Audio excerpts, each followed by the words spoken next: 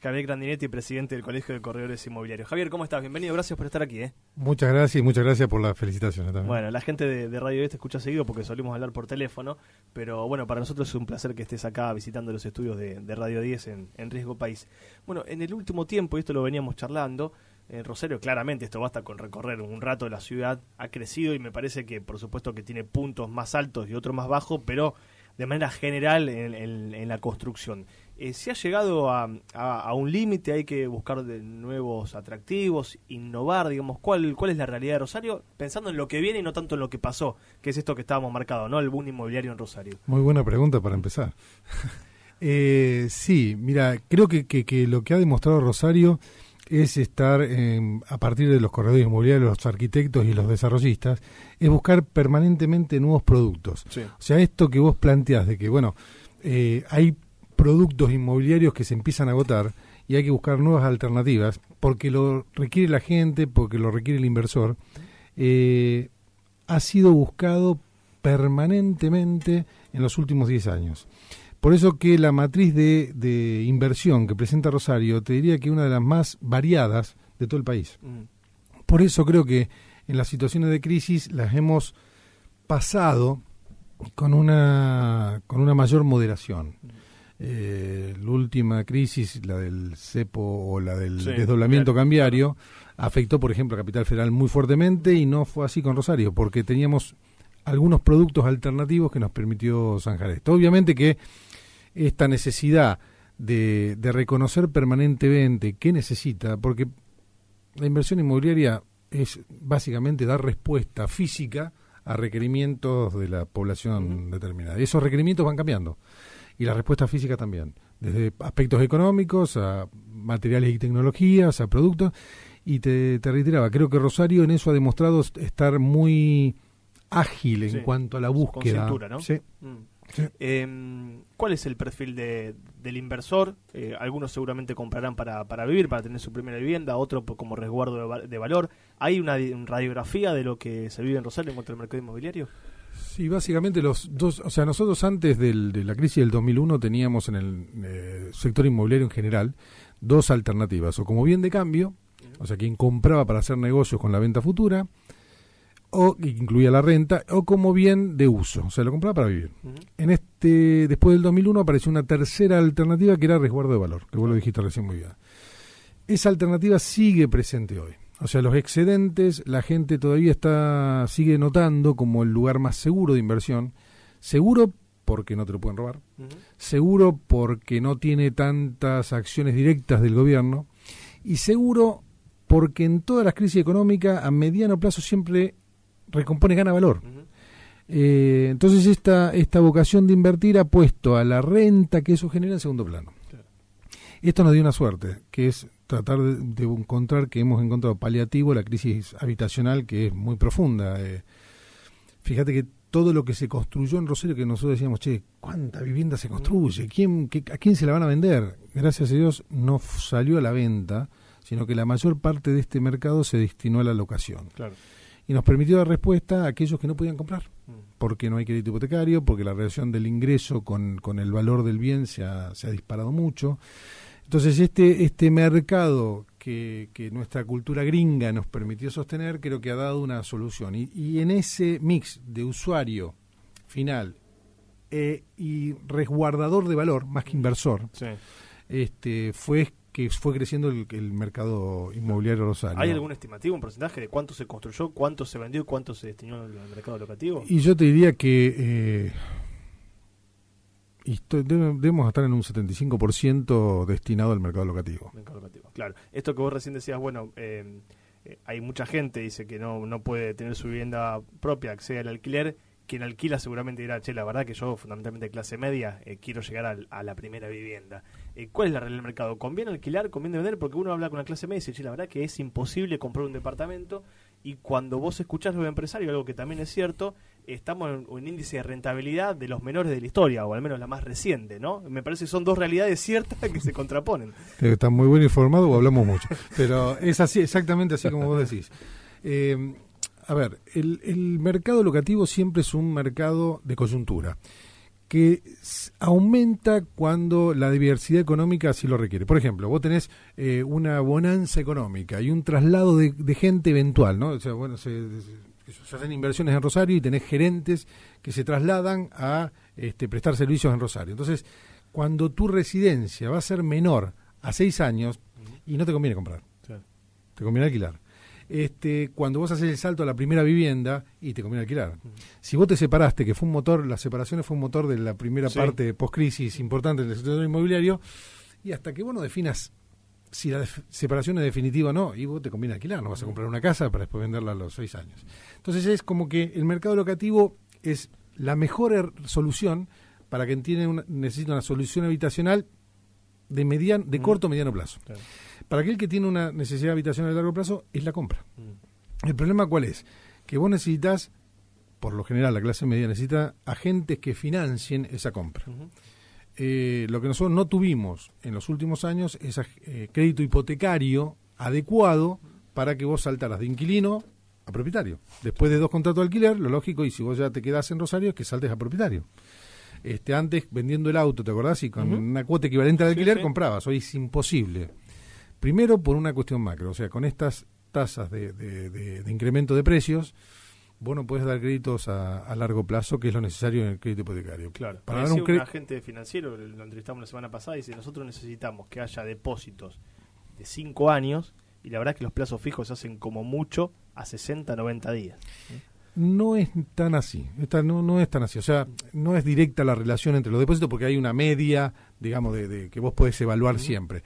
El problema que tenemos, ¿cuál es? Que vos, para que des un crédito a 15 años, la tasa de interés tiene que ser de un dígito, porque si no haces interés sobre interés. O sea, si yo te presto a 12%, es muy bueno hasta los 10 años, 11 años. Después de los 11 años, yo te voy acumulando años y casi no baja la tasa. Bueno, esta relación entre tiempo y tasa es una verdad matemática que no la podemos cambiar por más que queramos otra cosa. Entonces, para yo darte un crédito a 15 o 20 años, tengo que estar en un dígito. Con un incremento de precios que está, según la medición, del 20 al 30, y es imposible una tasa, ningún banco te va a prestar, porque para tomar el dinero te tengo que dar algo que compense. Entonces, tenemos que hablar de subvención de tasa.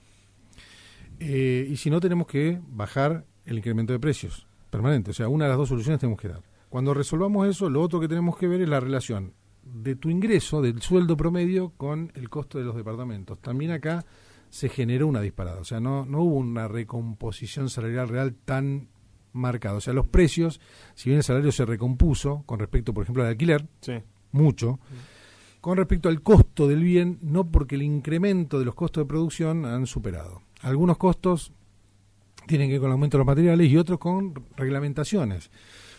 Que es bueno que empecemos a ser conscientes, los rosarinos y los argentinos y población, que cuando tocamos, los vasos comunicantes, cuando tocamos algo, afecta el vuelo a la mariposa, afecta otra cosa. Entonces, cuando vos cambiás la reglamentación edilicia, cambiás el costo. Y esto también, o sea, se fueron acumulando varias cosas que generó que hoy el departamento, a nivel regional con otros países, está muy barato, y en dólares está muy barata la propiedad en Argentina, pero contra los sueldos está más cara. Claro. Por ejemplo, el tema central, o sea, a un mismo terreno, menos pisos, más costo del departamento. Exacto. ¿Y cómo salimos de esta situación? La que te planteo, que es la siguiente.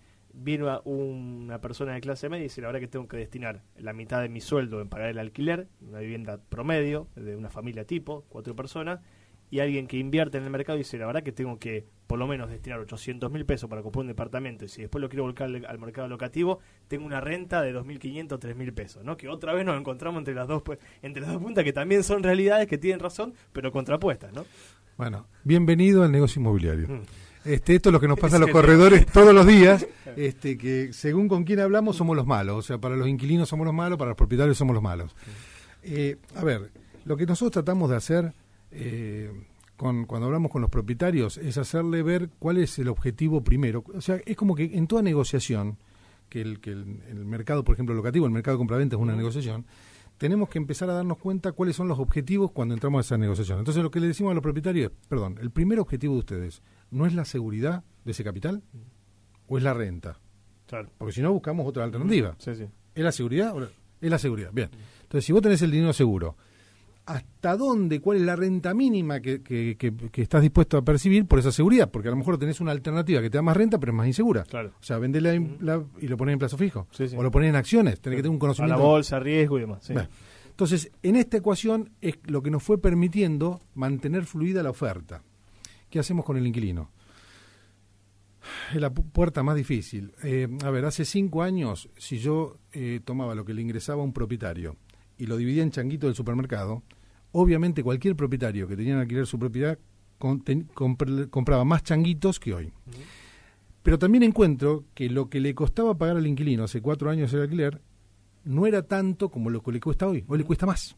Entonces, bueno, esta degradación de ambas puntas nos obliga a negociar. Entonces, con el inquilino, ¿qué decimos? Señores, mantengamos vivo el mercado del alquiler, porque si nosotros presionamos mucho sobre los propietarios, y estos propietarios que son los buenos de la película, porque a ver, los especuladores malos fueron los que sacaron la plata del país o la meten en otra cosa. Sí. Aquellos que invirtieron y encima en vivienda y la pusieron en alquiler y son los que más nos convinieron a nosotros para paliar el déficit habitacional. Entonces, no te enojes con el que te da una mano, porque a lo mejor el problema no está en quien te alquila, sino en el la macroeconomía, no depende de nosotros. Entonces, también hacerle entender, mira, esta es la mejor solución habitacional que vos tenés hoy disponible, no te puedo dar otra.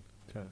Y también me imagino que si el inquilino es cumplidor, digamos, cuida el inmueble y demás, habrá un esfuerzo por parte de los titulares para tener un inmueble habitado, porque deshabitado es otro costo. Exactamente. Pero bueno, lo podemos charlar, te quedas un rato más, ¿no? Sí, Vamos señor. a las noticias en Buenos Aires y seguimos en Radio 10, tenemos el gusto de contar con nuestros estudios, como recién lo escuchaban, ¿no? Javier Grandinetti, presidente del Colegio de Corredores Inmobiliarios. Javier, en la pausa había adelantado esta pregunta, ¿es siempre tanto unidades para vivienda como locales comerciales, aunque por ahí uno quiera más o el que pague un poquito menos, mantenerlo ocupado, ¿no? Que llegar a un acuerdo, incluso hubo negociaciones, conversaciones en cuanto a lo comercial, con la asociación empresaria, con el sindicato de empleados de comercio, de manera tal que en años donde la economía por ahí fluctúa, no es de los mejores, se pueda mantener el mismo nivel de ocupación de locales, ¿no?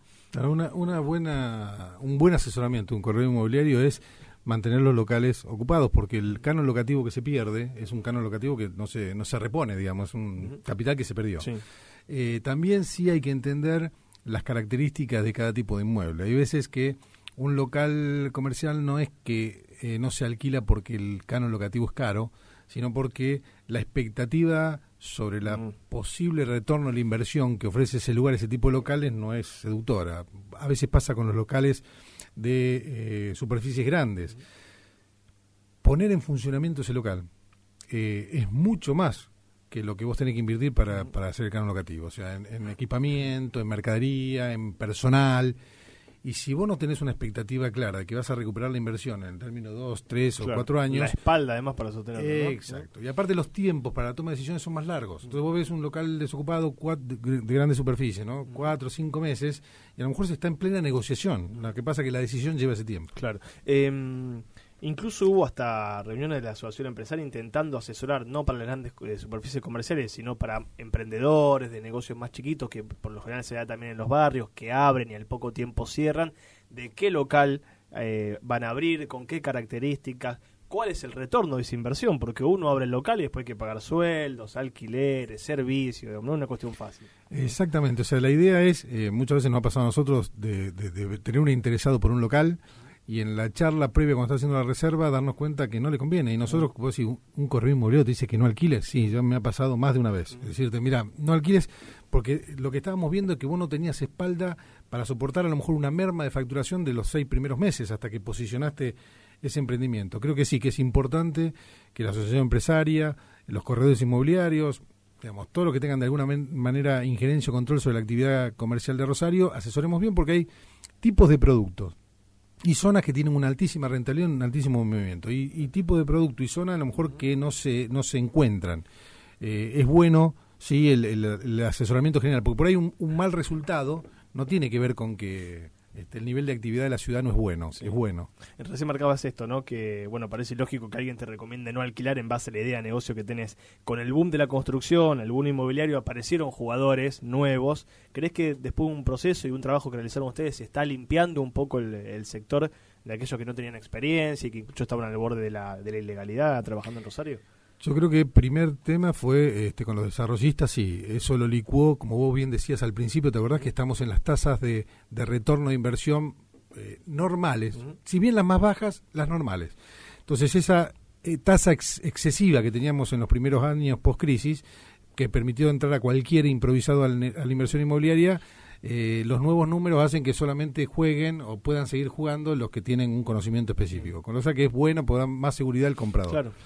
Por otro lado, también desde el colegio estamos buscando, ahora con que se aplique, estamos apretando un poquito a la gente de inspecciones, la ordenanza que obliga que al frente de cada inmobiliaria habilitada por la municipalidad haya un corredor inmobiliario, para que también este asesoramiento sea profesional, y que si ese asesoramiento no es bueno o es malo, sea denunciado, que pedimos por favor a todo el que tenga una mala praxis, lo denuncie en el colegio de corredores inmobiliarios para, de alguna manera, controlar la inversión, porque sinceramente Rosario ha demostrado por esta matriz que te decía, diversidad, ser una de las plazas más atractivas para la inversión inmobiliaria, no solamente para los rosarinos, sino para toda la región circundante.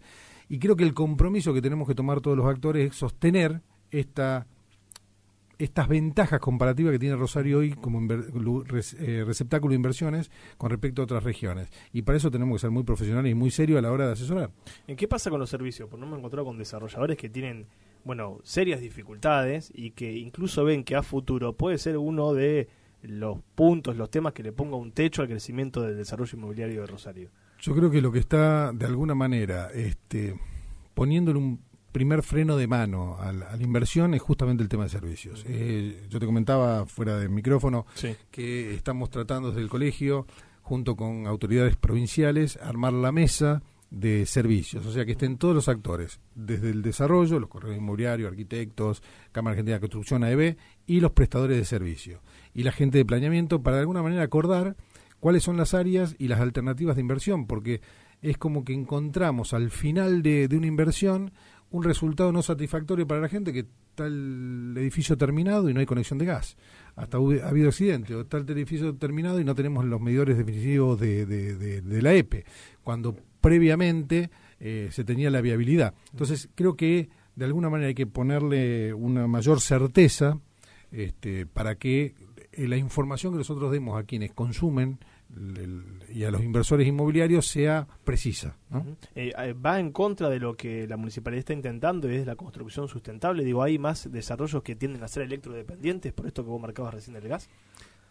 Sí, el tema es que, me parece muy buena, excelente la vocación de buscar construcciones sustentables energéticamente, pero también tenemos que empezar a, como te decía, en una mesa a discutir cuál va a ser la matriz energética en los próximos años, porque tampoco nos podemos mover por coyuntura, o sea, no podemos ahora transformar todo en electrodependiente y que después colapse la EPE, porque no tenemos energía eléctrica. O sea, es como a veces nos pasaba, pasamos todos a gas natural, los autos, y después le ponemos impuestos y porque no tenemos gas natural y lo tenemos que volver a convertir a nafta. O sea, creo que tenemos que ser un poco más planificada al desarrollo, que esto es lo que estamos buscando nosotros. O sea, no una solución de corto plazo, sino soluciones a mediano y largo plazo, que creo que se pueden hacer.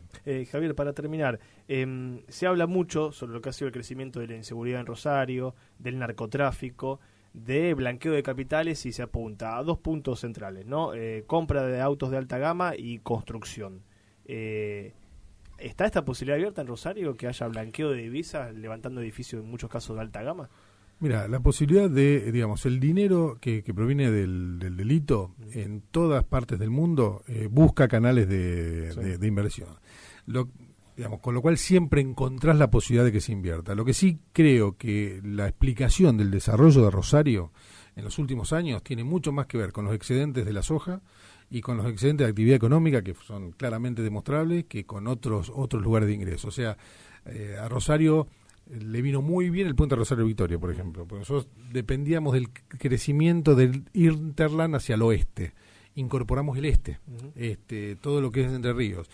Si vos te fijás, hoy la mayor cantidad de departamentos tienen que ver con los nuevos estudiantes universitarios que se incorporaron y que alquilan y que dan demanda a esos que se construyen.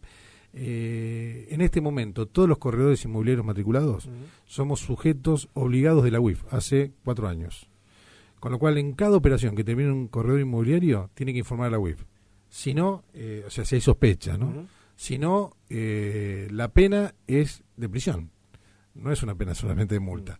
Con lo cual te diría que sí, hay actores que no respetan, digamos, hay corredores inmobiliarios ilegales, que eso es lo que pedimos a la municipalidad, de terminar de sacar de juego a aquellos que no respetan la ley. Pero los que están matriculados en el colegio tienen que informar, o sea que tenemos un control de un organismo nacional que excede a la municipalidad, que nos obliga a tener un control estricto a nosotros, a los escribanos, al registro de la propiedad, sobre todo inversión que se hace en Rosario.